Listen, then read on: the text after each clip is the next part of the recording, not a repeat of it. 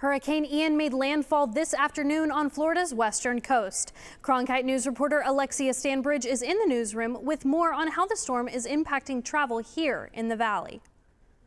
The hurricane is responsible for the cancellations across the country, including here at Sky Harbor International Airport, where several flights were canceled as a safety measure. Earlier, the airport was calm, but this afternoon, the airport canceled almost 10 flights and delayed almost 50.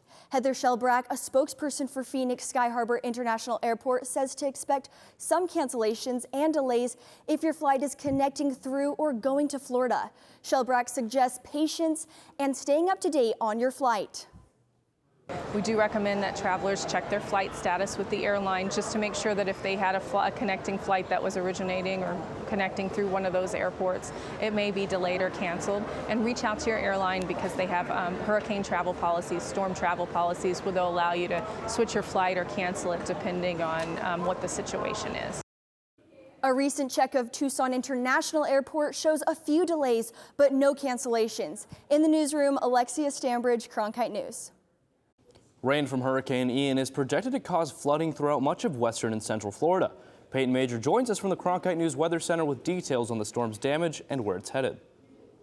Hurricane Ian made landfall this morning as a Category 4 hurricane, and already hundreds of thousands of people are without power. Zooming in, so again, it made landfall as a Category 4. Winds were at 155 miles an hour, just short of a Category 5, actually. It's tracking northeast, and one thing we look for here is the storm surge. The storm surge is especially dangerous. It's the amount of water that's moving onto shore very rapidly, similar to a tsunami. You could see, especially just south of Tampa and Charlotte Harbor area, they'll see an 18-foot storm surge today, and that can be especially dangerous. You could actually see this video right here, just how dangerous the storm surge can be. It's moving onto shore. It can easily flood homes and impact anything that's close to the beach area. And these storm surges are really what is actually deadly in hurricanes here.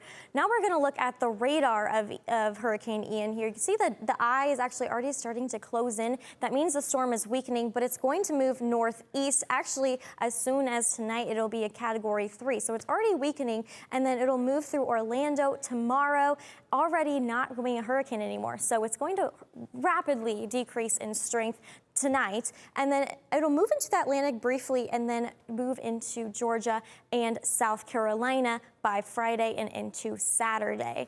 That's all I have for Ian, but coming up, I'll tell you more on your Arizona forecast.